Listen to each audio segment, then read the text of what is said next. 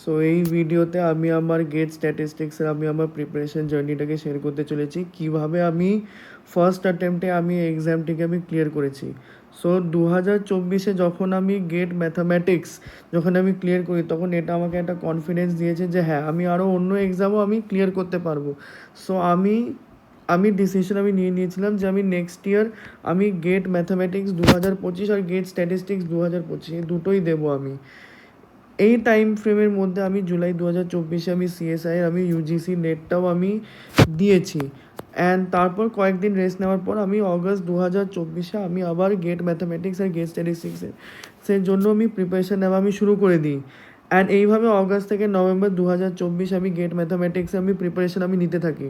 And এই time পিরিয়ডের মধ্যে আমি কোনো কোচিং জয়েন করিনি, আমি কোনো মক টেস্ট দিইনি, আমি পুরোপুরি আমি সেলফ স্টাডিতে আমি তখন সেই সময় আমি প্রিপারেশান নিচ্ছিলাম। সো আর এই টাইম পিরিয়ডের মধ্যে আমি অক্টোবর 2024 আমি সিএসআই ইউজিসি নেটটাও আমি কোয়ালিফাই করে যাই। অ্যান্ড এটা আমার কনফিডেন্সকে আমি আরও বেশি বাড়িয়ে দেয়। এবার বাই দ্য টাইম যখন নভেম্বর চলে এলো, আমি ভাবলাম যে হ্যাঁ, গেট ম্যাথামেটিক্সটা আমি অনেক প্রিপেয়ার করে ফেলেছি, আমি অনেক পিওয়াইকিউজ আমি সলভ করে ফেলেছি। তো আমি এবার ডিসাইড করে নিয়েছি এবার আমি ডিসেম্বর থেকে আমি গেট স্ট্যাটিস্টিক্স আমি প্রিপারেশন নেব। সো আমি ফার্স্টে কী করলাম, আমি এর পিওয়াইকিউজগুলিকে আমি চেক করলাম, এর প্রিভিয়াস ইয়ার কোয়েশ্চেন্সগুলিকে আমি চেক করলাম। আমি এক সপ্তাহ আমি জাস্ট কোয়েশ্চেন পড়ছিলাম, বুঝছিলাম কোন টপিকের কতটা কী ওয়েটেজ আছে। তারপর থেকে আমি যেটা রিয়েলাইজ করলাম, এইখানে কিছু স্ট্যাটিস্টিক্সেরও কোয়েশ্চেন থাকে, কিছু ম্যাথামেটিক্সেরও কোয়েশ্চেন থাকে। মানে বিশেষ করে লিনিয়ার অ্যালজেব্রার থাকলো, রিয়েল অ্যানালিসিসে থাকলো, ক্যালকুলাসে থাকলো। তো হ্যাঁ, আমি এইটুকু কনফিডেন্স পেয়ে গেছিলাম যে হ্যাঁ, এটা অ্যাটলিস্ট যদি আমি যদি মন দিয়ে আমি যদি পড়াশোনা করি, তাহলে অ্যাটলিস্ট আমি কাট অফ মার্কসের থেকে একটু বেশি আমি পেতে পারবো। সো এইটার প্রিভিয়াস ইয়ার কোয়েশ্চেন্সটা আমি দেখার পর আমি রিয়েলাইজ করলাম যে আমার এই টপিকসগুলি আমার প্রিপেয়ার ছিল, যেমন ধরে নিই প্রবাবিলিটি, আমার প্রবাবিলিটির কিছু কনসেপ্টস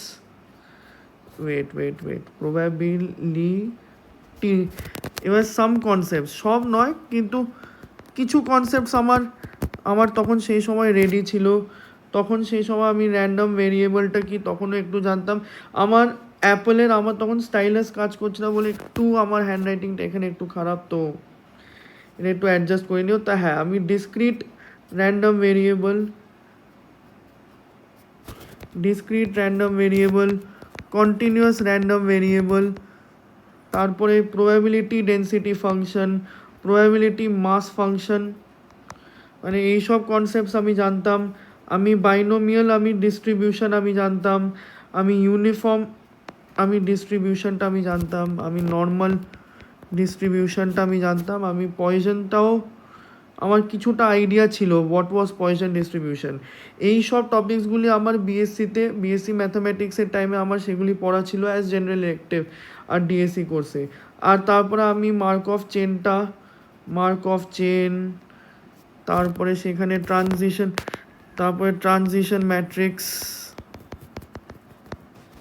আমার এগুলো এটার আইডিয়া ছিল আমার এমএসসিতে।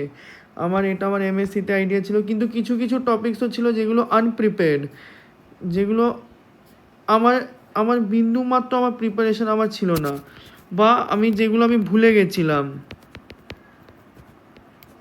যার মধ্যে একটা হচ্ছে হাইপোথেসিস, তারপরে টাইপ 1 এরর কী করে বার করতে হয়, টাইপ 2 এরর কী করে বার করতে হয় তখন সেই সময়। তারপরে মোস্ট পাওয়ারফুল টেস্ট এটা আমি তখন একটু আইডিয়া ছিল না। হ্যাঁ, তারপরে আসছে kth অর্ডার স্ট্যাটিস্টিক্স,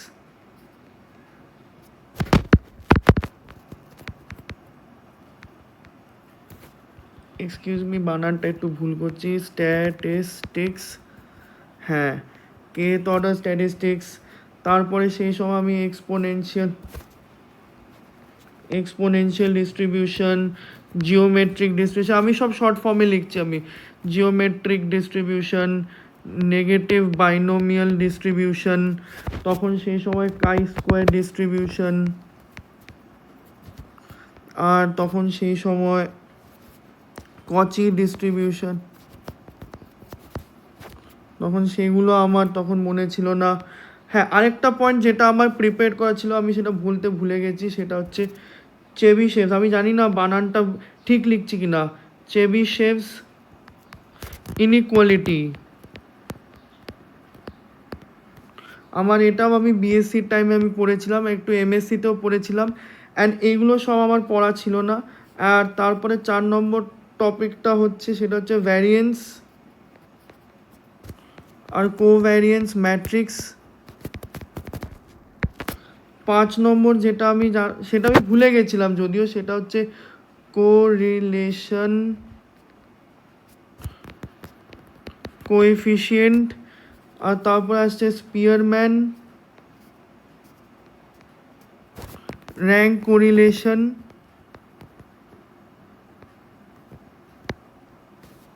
আর 7 নম্বরে ছিল হচ্ছে regression.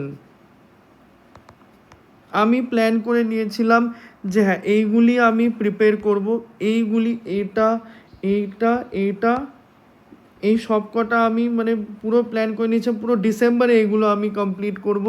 And at the same time এগুলোর সাথে সাথে আমি এইগুলোকেও, এই সব টপিকসগুলোকেও আমি রিভাইজ দিতে থাকবো। এইভাবে আমার পুরো ডিসেম্বর 2024টা আমার কেটে যায়। এইবার এলো জানুয়ারি 2025। এবার তখন সেই সময় আমার যেহেতু এইগুলো, এই টপিকসগুলোর মধ্যে আমার অনেকগুলি টপিকস আমার ক্লিয়ার করে ফেলেছিলাম বই পড়ে, নোটস পড়ে, তারপরে কিছু ভিডিও লেকচার্স দেখে, আমি পুরো জানুয়ারি 2025টা রেখেছি রিভিশন প্লাস পিওয়াইকিউ সলভিং। আমি পুরো জানুয়ারি 2025টা আমি এই কাজের জন্যই আমি ডেডিকেট করে দিয়েছি আমি।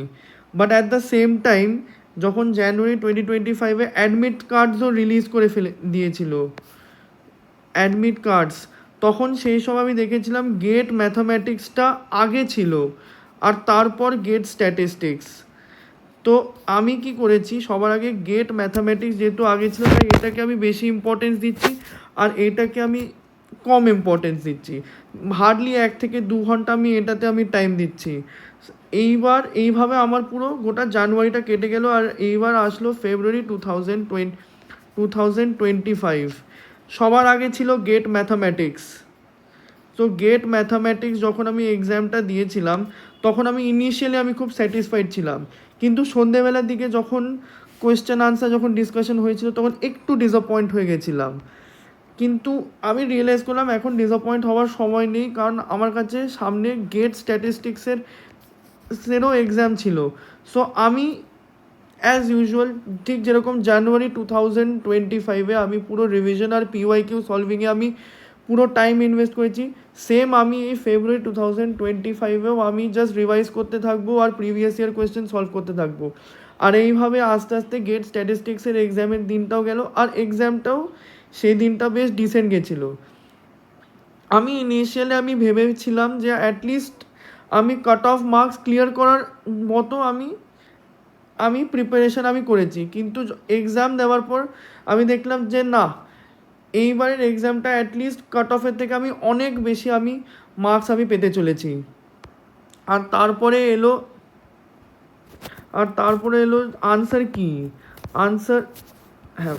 আনসার কি তখন সেই সময় রিলিজ করলো। আর আমি তখন সেই সময় খুশি ছিলাম যে হ্যাঁ অ্যাটলিস্ট এবার একটা ভালো র্যাঙ্ক করবে, টপ 100-এর মধ্যে আমি র্যাঙ্ক পাবো, টপ 100 অল ইন্ডিয়া র্যাঙ্কের মধ্যে আমি তখন সেই সময় একটা পজিশন পাবো। অ্যান্ড ইভেনচুয়ালি রেজাল্টের দিন আমি অল ইন্ডিয়া র্যাঙ্ক আমি 69 পাই গেট স্ট্যাটিস্টিক্সে, আর গেট ম্যাথামেটিক্সে অল ইন্ডিয়া র্যাঙ্ক 60। সো যে জিনিসটা আমার জন্যে কাজ করেছে গেট স্ট্যাটিস্টিক্সের ক্ষেত্রে, এবার সেটা হচ্ছে তো অবভিয়াসলি সেলফ স্টাডি তো ছিলই, আর পিওয়াইকিউ সলভিং ছিলই, আর ঠিক যে ইউজুয়াল জিনিসগুলি ছিল। আমি আগে কি হতো, আগে আমি খুব টাইম ওয়েস্ট করতাম, বা ইগো সলভিং এটাও আমি আগেও বলেছিলাম, মানে এই জিনিসগুলি তো কাজ করেছে, এই জিনিসগুলি কাজ করেছে। এবারে 4 নম্বর যেটা হচ্ছে অর্গানাইজড স্টাডিং। আমি যেভাবে আগে আমি কি করতাম, আমি আগে খুব র্যান্ডামলি আমি যে কোনো টপিক তুলে পড়তাম।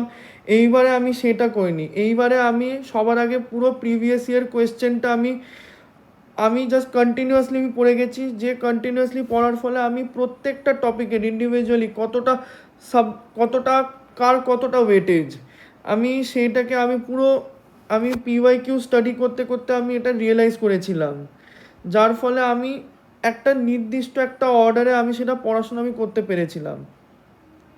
তো দ্যাটস ইট, আজকের জন্য মানে এইটুকুই রইল ভিডিওটা। আমি আবার পরের ভিডিওতে আপনার সাথে দেখা করব। Thank you very much.